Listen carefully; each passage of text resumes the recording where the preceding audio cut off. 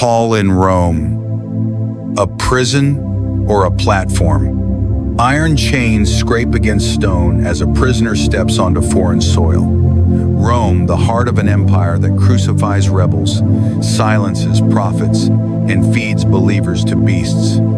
This is where movements go to die or to shake the world. Like this video, share it with someone who needs strength today, and subscribe to the Bible Story Vault for more cinematic Bible stories told with depth and power. They thought bringing Paul to Rome would end his voice. What no one saw coming was that Rome was not his end, it was his assignment. Stay with this story, and you'll discover how a chained man preached an unchained gospel, and why his final days still speak to us now. The ship cuts through dark Mediterranean waters, its wooden hull groaning under the weight of soldiers, prisoners, and destiny. Salt stings the air. Wind snaps the sails. Paul stands among other captives, wrists bound with iron, his weathered face calm, eyes steady. Years of beatings, stonings, and rejection have carved lines into his skin, but not fear. Rome looms ahead like a living monster. Marble towers gleam under the sun. Banners ripple. The empire breathes power. For many, entering Rome in chains means disappearance.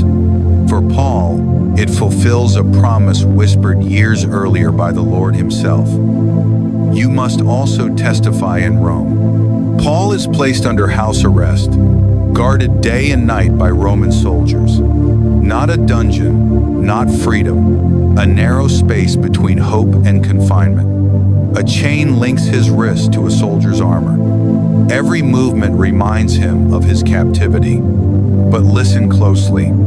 The scrape of parchment, the murmur of prayer, the soft but steady voice teaching anyone who will listen, guards, visitors, Jews, Gentiles.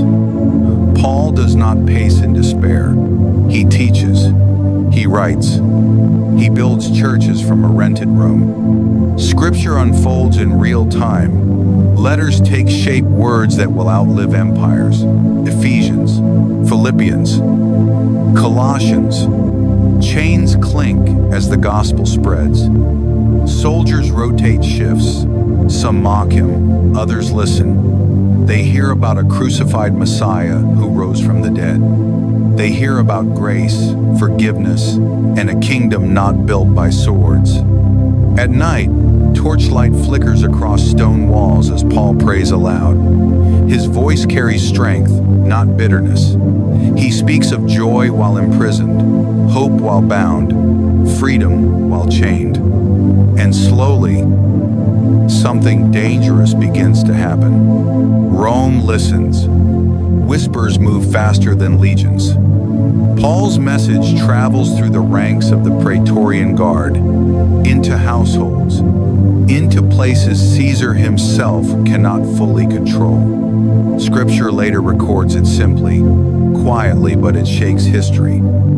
All God's people here send you greetings, especially those who belong to Caesar's household. Caesar's household. The gospel has breached the heart of the empire. Time stretches. Days blur into months.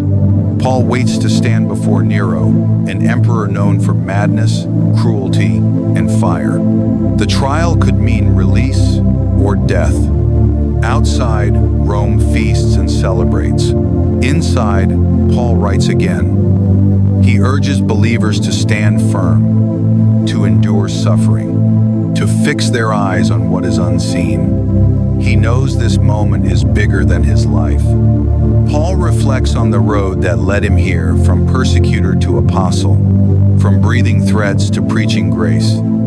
He remembers the blinding light on the road to Damascus, the voice that called him by name, the mission that cost him everything. Now, near the end, his faith burns brighter than ever. I have fought the good fight. I have finished the race. I have kept the faith. These are not words of defeat. They are words of completion. History grows quiet around Paul's final moments. Tradition tells us he is led outside the city, beyond the walls, where executions are clean and quick for Roman citizens. The blade falls. But Rome does not win, because Paul's voice does not die. It multiplies. Churches spread across the empire. Letters are read aloud in secret gatherings. Believers quote words written by a man in chains.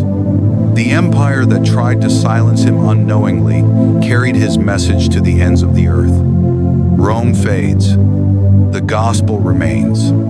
Paul in Rome teaches us something unsettling and powerful. God does not always remove the chains, but He always redeems them. Your delay may be divine placement. Your limitation may be your platform. What looks like an ending could be the very place God planned to amplify your voice. Paul arrived in Rome as a prisoner. He left as a witness that could not be erased. If this story spoke to you, let it linger. Subscribe to the Bible Story Vault for more cinematic Bible stories where Scripture comes alive and where even chains cannot stop the purpose of God.